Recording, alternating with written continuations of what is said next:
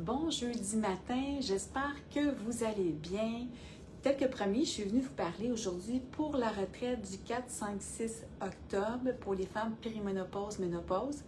On sait maintenant que la périménopause commence beaucoup plus de bonne heure que quand j'étais plus jeune. C'était autour de 5 ans, autour de la cinquantaine avant que la ménopause arrive. Maintenant, on voit que ça arrive plus de bonne heure qu'avant. Avant, on disait 40 ans. Maintenant, on dit que ça peut même commencer à partir de 35 ans. Qu'est-ce qui a influencé ça, Beaucoup le stress. Ce qu'on voit, c'est le stress qui a beaucoup d'influence. Et moi, je me suis intéressée aux ondes bleues. Les ondes bleues, c'est les ondes sur la Terre parce que les gens vivent de façon centenaire, pas juste les femmes, mais les hommes aussi. Comment c'est des gens qui vivent différemment, beaucoup moins stressés que nous autres en Amérique, là, comment on est beaucoup sous le stress, la performance et tout ça. Ce qui fait que ça nous affecte beaucoup plus qu'avant. On est des superwomen où on a plusieurs chapeaux qu'on porte, le chapeau de la maman, le chapeau de l'infirmière, le chapeau de l'éducation, au travail. On a plusieurs chapeaux que l'on porte et ça vient lourd à un moment donné et c'est sûr que ça affecte notre corps aussi. Et la cortisol, c'est une hormone qui a une mauvaise presse, mais quand même qui est importante. Je ne sais pas si ceux qui ont écouté mon chien qui va avoir 6 ans au mois d'août, ben lui, il a la maladie d'Addison qui fait qu'il n'y a pas de cortisol. Fait que la cortisol est quand même importante pour être bien. Ce qu'on nous disait, c'est que c'est une maladie qui fait crasher rapidement. Puis oui, c'est vrai, il a crashé rapidement. Mais là, je vais vous dire qu'en ce moment, on voit comment il va bien, puis on est wow! On voit que c'est quelque chose, c'est un chien tout neuf. Honnêtement, là, on ne l'a pas vu de même depuis à peu près 3 ans. Ça s'est quand même mis tranquillement dessus, cette maladie-là, parce qu'honnêtement, même l'année passée, il y a 1 an, 2 ans, il ne voulait plus marcher autant, il n'avait pas autant d'entrain. Je dis, mon Dieu, il vieillit donc bien vite, puis oui, il a crashé rapidement. Mais c'était même dangereux pour sa survie. Mais là, on voit comment que les hormones sont importantes. Parce que les hormones, ce sont des messagères pour aider à régulariser notre corps. Mais trop de cortisol, c'est pas bon, puis ça affecte toutes les autres hormones. Donc, par mon expertise du plancher pelvien comme physiothérapeute, je vais vous parler des effets de l'hormone l'œstrogène sur notre muqueuse vaginale. Et aussi, ceux qui ont des douleurs lors des relations sexuelles, comment on peut aller activer certaines hormones pour nous aider à avoir moins de douleurs. Et par mon expertise aussi comme hypnothérapeute, je vais vous parler des hormones du bonheur, comment on peut aller les activer. Et l'inconscient a un langage d'un enfant de 5 ans. Donc, il n'a pas une intelligence d'un enfant de 5 ans, mais un langage d'un enfant de 5 ans. Donc, quand un enfant de 5 ans, on ne lui demande pas « décris-moi comment tu te sens », on va dire « dessine-moi comment tu te sens ». C'est par symbole, par image. Donc, je vais me servir des images pour aller réactiver les hormones. Donc, j'ai fait, comme professeur de méditation, j'ai fait une méditation pour aller réactiver nos bonnes hormones, pour aller se réaligner. Pour notre corps, on est fait, quand vous vous blessez, il y a le processus tout seul qui se fait qu'on se guérit. Alors, comment on peut aller justement se réaligner notre cerveau, notre cœur, notre corps? Ça ne veut pas dire d'être parfaite, mais de se réaligner puis d'avoir moins de conséquences face à la cortisol qui va descendre toutes les autres hormones puis qui va nous donner plus de problèmes. Donc, ça, c'est des choses qui sont importantes et qu'on va voir justement par la méditation, qui est très intéressante. Puis, ce que je pourrais vous dire, là où vous mettez votre attention, vous mettez votre énergie. Donc, si on met notre énergie sur des choses qui ne vont pas bien, on va réactiver des choses en dedans de notre corps qui fait que la cortisol va augmenter, puis ça va être le combat-fuite. Et là, on ne sera pas dans la créativité.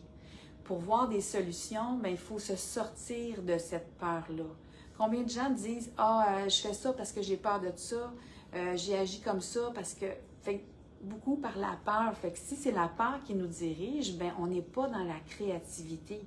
Si on veut être dans la créativité, faut être dans le calme.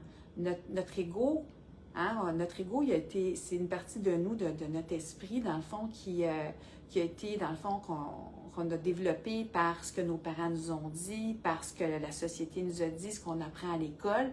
Et on est en train de se juger, se taper dessus. Et tu sais, ça c'est à moi, ça c'est à toi. On est beaucoup dans le jugement, beaucoup dans la séparation.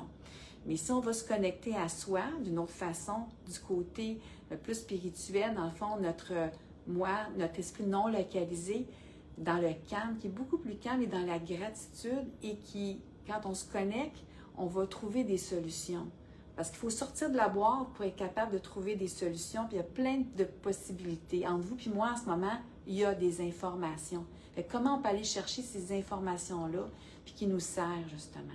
Fait que donc, par la méditation, c'est une façon de calmer notre esprit et notre corps pour entrer en contact, soit avec, de soi-même avec soi-même, avec notre partie qui est calme, justement, qui est dans notre inconscient, notre esprit non localisé, justement, puis d'aider notre ego, parce que notre ego, il faut l'aimer, hein, ça fait partie de nous, mais notre ego vit beaucoup dans la grotte, le mythe de la grotte, je vais en parler pendant la retraite, justement, où est-ce que, hein, on est en dedans, on a peur, puis là, on regarde, les ombres sont beaucoup plus grosses que ce que ce l'est en réalité. Hein. Si je vois une petite grenouille, elle est comme beaucoup plus grosse, puis ça me fait peur, je ne bougerai pas, je ne sortirai pas, et je n'oserai pas aller dans l'inconnu.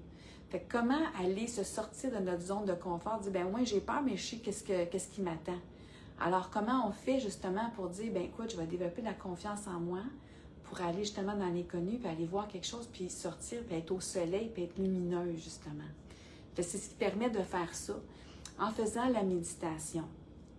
Si je vous disais, je vais donner juste un petit exemple, là, tu sais, ce que je pense, je le crée, ce que je ressens, je l'attire. Hein? C'est électromagnétique, ça. Fait que donc, c'est pour ça que c'est important de penser autrement pour trouver des solutions, justement, à nos problèmes, parce que la vie est remplie de... On se fait bousculer, puis qu'est-ce qu'on peut apprendre? J'aime beaucoup Wayne Dyer. Wayne Dyer disait, il disait, quand on est dans le pourquoi, ben on est dans la souffrance. Tant qu'on dit, ben pourquoi ça m'arrive? Là, on se met dans une attitude de victime. Et on n'apprend pas dans ce temps-là parce qu'on essaie de trouver les fautes sur les autres, puis on reste comme une victime, on n'est pas en train de transcender pour s'améliorer.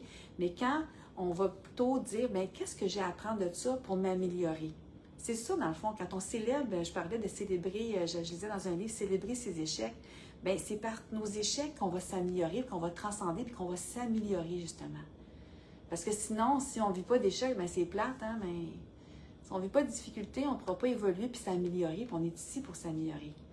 Hein, les êtres humains, on est parfaitement imparfaits, puis comment aller se réaligner notre cerveau, notre cœur, notre corps pour être épanoui puis bien se sentir. Si je vous donne un exemple, là, mon fils, pendant la pandémie, on allait marcher ensemble dans le domaine vert. Puis, malheureusement, pour se rendre au domaine vert, ben c'est un chemin qu'on prend, on passe en dessous de la 15, l'autoroute 15. Puis, il y avait beaucoup de merde de chiens qui étaient là, à ses côtés. Puis, mon garçon disait, ah, ça se peut-tu? C'est plein de merde, les gens ne ramassent pas. Je dis, ben oui, je comprends. Mais là, il continuait. Puis, à un moment donné, j'ai dit, Marco, je dis, lève tes yeux un petit peu, regarde, tu es en train de manquer le coucher du soleil. Regarde comment le ciel il est beau en ce moment. Parce que dans le fond, si on focus juste sur quelque chose qui ne va pas bien, ben tu sais, ça ne nous fait pas du bien, puis c'est pas des belles conversations qu'on a non plus, là.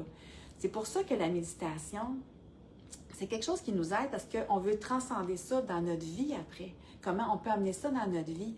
Hein? Dans le sens que une des postures de la méditation, c'est l'acceptation. C'est un processus. Là, c'est facile ce que je dis là, quand même, là, mais juste pour vous dire, hein, ben, tu sais, regarde, oui, Marco, tu as raison, je l'accepte, c'est là, tu sais. Accepter, ça ne veut pas dire que je suis d'accord avec ce que les gens font. Tu sais, moi, mon chien fait un caca, je ramasse, ben au moins, j'aide à ce qu'il y en ait moins de caca qui reste là. Fait que l'idée, dans le fond, oui, accepter, ça ne veut pas dire être d'accord, mais ça me permet de passer à autre chose puis de regarder les choses qui sont belles que de rester dans le jugement puis dans la critique. Fait que c'est pour ça que c'est important, puis on a tendance à beaucoup s'auto-critiquer aussi, à se taper dessus. Fait que quand on se critique, ça nous empêche d'évoluer justement, puis on se limite, on garde nos fausses croyances.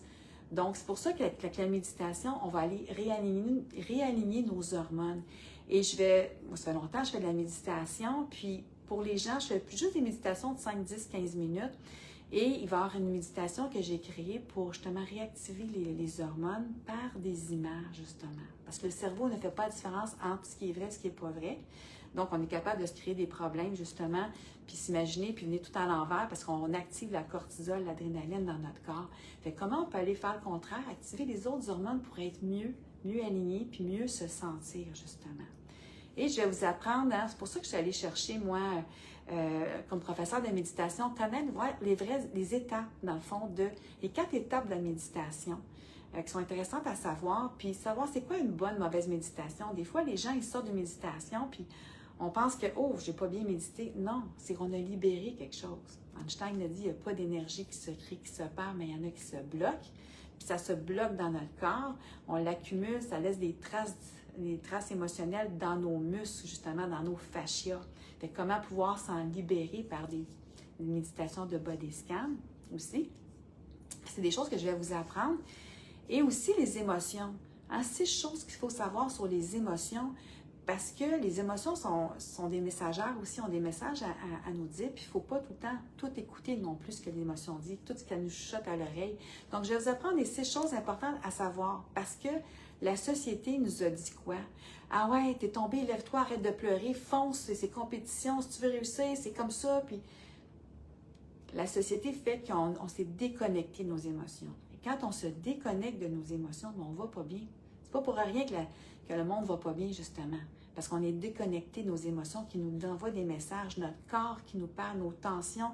On n'est pas à l'écoute de notre corps, justement. Et quand quelqu'un nous dit « Ah, oh, elle s'écoute », ben je dis « Écoute, ça s'écoute, elle va super bien. » Souvent, les gens vont dire ça pour dire que quelqu'un se donne des excuses. Mais si moi, je n'ai pas l'énergie pour aller faire mon jogging, ben, de transposer, de faire un transfert, d'aller faire de la marche rapide, ben, c'est correct. C'est pas la loi du tout ou rien, mais c'est savoir s'ajuster en fonction de notre énergie. C'est important parce que si on veut continuer, sinon on s'épuise et on finit par faire un burn-out. C'est pour ça que c'est important de protéger nos énergies, mais il faut être à l'écoute de nous. Ça, c'est important. Puis quand on est à l'écoute de nous, ça nous permet d'être à l'écoute des autres aussi. Comme l'entraînement physique. Moi, je sais, quand je vais au gym, là, ben, je monte sur un cube puis je descends parce que je veux être en forme, je veux être en santé, je veux sécréter des bonnes hormones.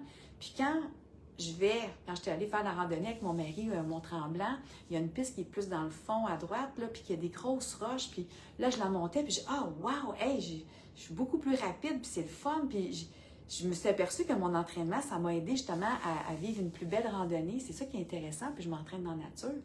Fait que donc, c'est la même chose pour la méditation. La méditation, c'est d'apprendre à ralentir ses pensées. Bouddha, il y a 2600 ans, il parlait à l'inconscient parce qu'il disait, vos pensées, c'est comme des petits singes fous, puis par votre respiration, vous pouvez calmer ces petits singes fous-là. Fait que c'est intéressant parce qu'il y avait une conversation, il parle aux gens en parlant à l'inconscient aussi. Fait que donc, comment, avec tout ça, on va pouvoir justement aider à se réaligner. Et la puissance, c'est la compréhension. Quand on comprend, je vais vous donner des outils concrets pour vous aider physiquement avec l'exercice de yoga thérapie médicale, avec des méditations, avec des exercices de renforcement pour s'aligner son cerveau, son cœur, son corps. Donc, si ça vous intéresse, on vous attend le 4, 5, 6 octobre au monastère des Augustines. Vous avez juste à téléphoner là directement pour réserver. Il faut nommer le code RODR-1004 pour réserver. Puis il y a différentes chambres. C'est à vous de choisir le type de chambre que vous voulez. Alors, on vous attend. Et sinon, ben si je suis capable, là, aujourd'hui, on est jeudi, je m'en vais à Charlevoix, justement, faire de la moto avec mon mari. Alors, puis me connecter avec la nature. Alors, je ne sais pas si lundi, je vais être là pour faire de l'éducation. Si je suis capable, chez du réseau, je vais venir. Et la semaine prochaine, je vais venir vous parler durant la semaine pour d'autres choses qu'on va voir pendant la retraite du 4-6 octobre. Je n'ai pas parlé encore de la retraite pour les femmes enceintes à la fin d'octobre. Pourquoi? Parce qu'elle n'est pas encore sortie sur le monastère des Augustines. Des informations, tout ça. C'est pour ça que j'en ai pas parlé. J'attends pour en parler, qu'on m'avertisse qu'elle est en ligne sur le site du monastère. Si vous voulez en savoir plus sur la retraite, vous pouvez aller sur le monastère des Augustines. Vous allez dans retraite et vous allez voir, à un moment donné, dans une retraite qui apparaît où est-ce qu'on voit une femme qui est en train de méditer, justement, qui parle justement de cette retraite-là. Alors, passez une belle fin de semaine et prenez soin de vous. Bonne journée. Au revoir.